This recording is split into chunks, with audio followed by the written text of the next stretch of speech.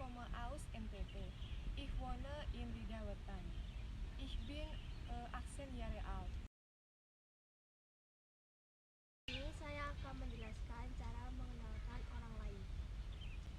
Si heißt Tiara, si kommt aus Sidoarjo, si wohnt in Tepegan, si is 18 Jahre alt. Di sini saya akan menjelaskan cara memperkenalkan dua orang.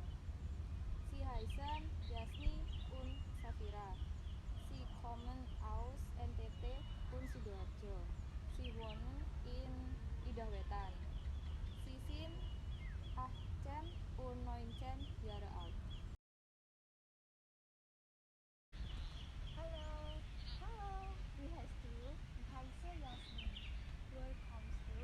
Ich komme aus Almere. Wo wohnst du? Ich wohne in Lidawetan. Wie alt bist du? Ich bin 18 Jahre alt. Was ist dein Hobby? Mein Hobby ist Schwimmen. Wo schwimmst du? Ich schwimme jedes Wochenende in Citraland. Und du? Was ist dein Hobby? Mein Hobby ist Kafe. Di sini aku mau ngejelasin tentang personal pronomen dalam bahasa Jerman. Tapi sebelum itu kita harus mengetahui dulu apa itu ich, du, er, sie, es, wir, ihr, sie ataupun sie. Ich itu artinya saya, du itu artinya kamu, er itu untuk kata ganti dia laki-laki. Sedangkan si untuk kata ganti dia perempuan, es untuk kata ganti benda. Wir itu kami, ir itu kalian, si huruf kapital itu artinya Anda, dan si huruf kecil itu artinya mereka. Loh, kok ada heiße sama komme? Apa sih heiße sama komme? Nah, di sini aku akan menjelasin tentang apa sih heiße sama komme. Heiße itu berasal dari kata dasar heißen yang artinya nama. Sedangkan komme berasal dari kata dasar kommen yang berarti asal. Nah, untuk penggunaan heißen sama kommen dapat mengikuti personal pronomen atau kata ganti orangnya. Misalnya, ich menggunakan heiße, du menggunakan heißt, er, sie ataupun es menggunakan heißt, wir menggunakan heißen, ihr menggunakan heißt, sie menggunakan heißen. Begitu juga dengan kommen. Nah, selanjutnya ada wohne. Apa sih wohne? Wohne itu berasal dari kata wohnen yang artinya tempat tinggal ataupun menetap. Wohnen juga bisa berubah sesuai dengan personal pronomennya. Nah, untuk Konjunktion Present 2 sama seperti Konjunktion Present 1, yaitu mengikuti perubahan pada personal pronomennya. Seperti ich menjadi bin, du menjadi bis, er si es menjadi is, wir menjadi sin, ir menjadi seid, dan si menjadi sin. Nah, untuk Begrüßung atau salam pembuka dan juga Verabschieden atau salam penutup terdapat dua bentuk, yaitu formal dan informal. Bentuk formal dapat digunakan untuk orang yang lebih tua ataupun orang yang baru dikenal. Sedangkan untuk bentuk informal dapat digunakan untuk teman sebaya ataupun orang yang sudah dikenal. Kamu mau belajar bahasa Jerman? Nah, pas banget nih, aku punya rekomendasi aplikasi yang bisa memudahkan kamu dalam belajar bahasa Jerman. Yang pertama, ada Duolingo. Aplikasi Duolingo adalah aplikasi untuk belajar beragam bahasa. Salah satunya adalah bahasa Jerman. Di sini, kamu bisa belajar beragam kata dasar yang ada di kehidupan sehari-hari. Nah, untuk cara kerja aplikasi ini adalah pertama, kamu bisa download aplikasi ini di App Store ataupun di Play Store. Nah, yang kedua, pilih bahasanya, yaitu bahasa Jerman. Ingat ya, harus bahasa Jerman. Nah, yang ketiga, pilih tingkatan level belajar yang kamu inginkan. Nah, untuk yang keempat, kamu bisa pilih nih target waktu yang kamu inginkan dalam belajar bahasa Jerman. Udah deh, itu aja. Kamu udah bisa menggunakan aplikasi ini dalam belajar bahasa Jerman. Lalu yang kedua ada Der Didas. Aplikasi Derdidas ini sendiri merupakan aplikasi yang fokus mempelajari artikel-artikel dalam bahasa Jerman. Melalui mesin pencarian, kamu dapat memasukkan kata untuk menemukan jenis kelamin dari kata tersebut. Terdapat juga halaman grammar yang akan menguraikan dan menjelaskan suatu kalimat. Nah, aplikasi ini sangat sederhana loh, tetapi juga sangat bermanfaat bagi kamu yang baru mulai belajar bahasa Jerman maupun bagi kamu yang sudah memiliki kemampuan tingkat lanjut. Nah, untuk aplikasi yang ketiga yaitu Anki. Dalam mempelajari bahasa Jerman, bagian awal yang harus kamu pelajari adalah kosakata bahasa Jerman. Untuk mempelajari kosakata, aplikasi belajar bahasa Jerman yang bisa kamu gunakan adalah Anki. Anki merupakan aplikasi flashcard yang sangat baik untuk belajar kosakata.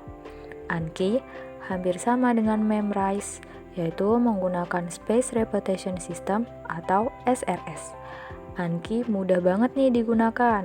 Flashcard-nya dapat ditingkatkan dengan gambar, file suara, dan juga HTML.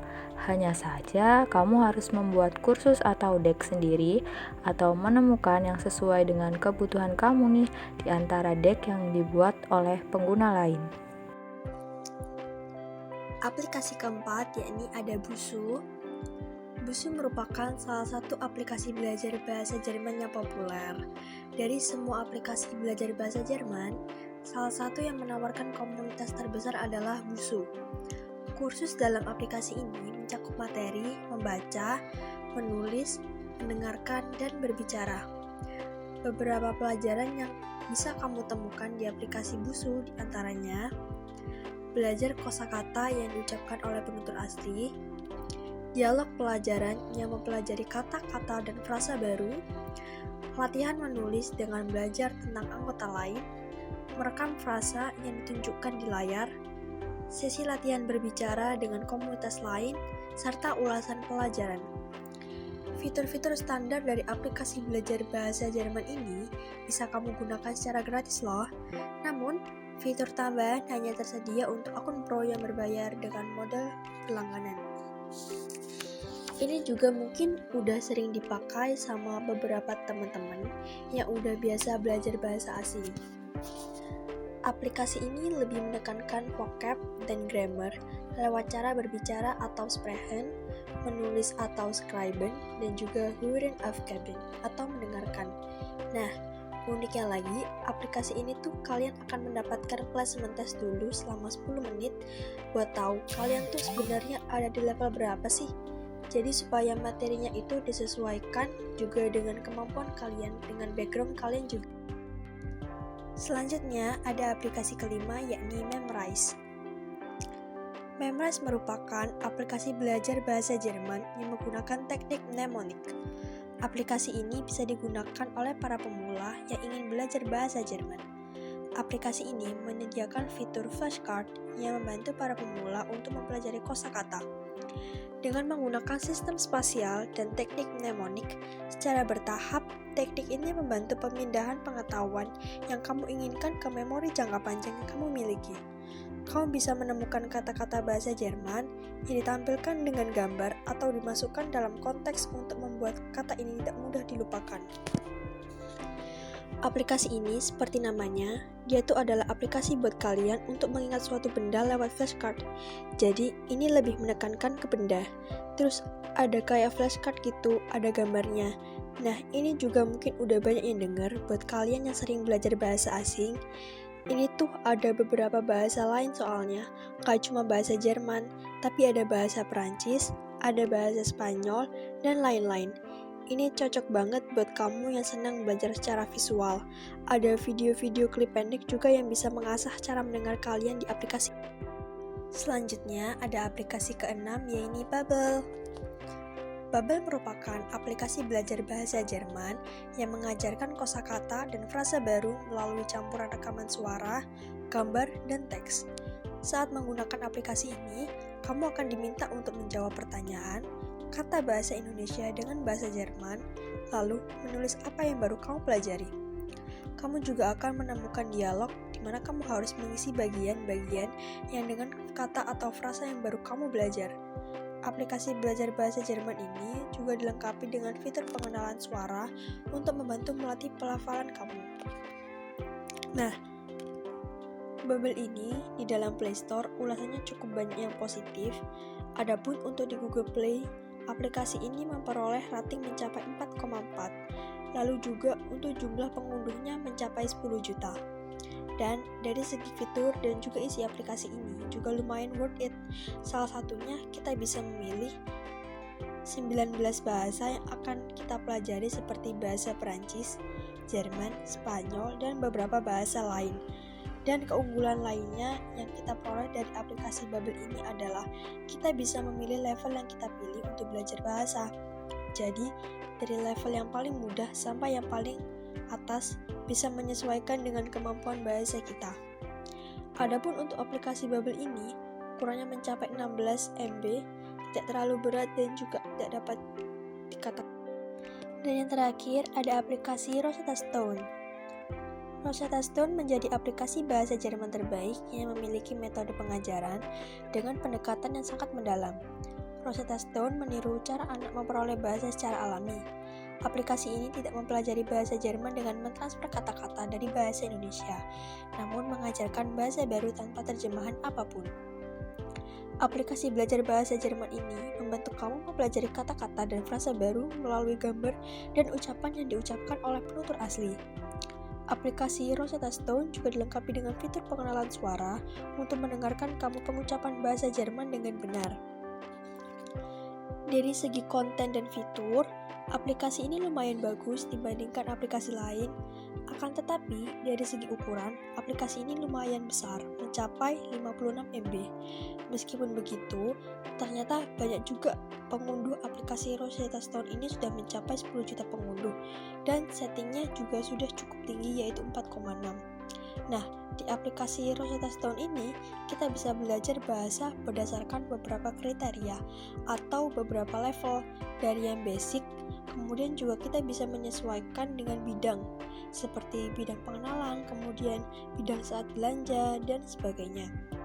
Aplikasi Rosetta Stone ini kita bisa belajar 22 bahasa yang di dalamnya di aplikasi ini kita bisa belajar sesuai dengan level yang dari paling bawah atau basic sampai di beberapa bidang penggunaan bahasa yang kita pelajari seperti bidang shopping, kemudian bidang lain-lainnya yang dapat kita sesuaikan di aplikasi.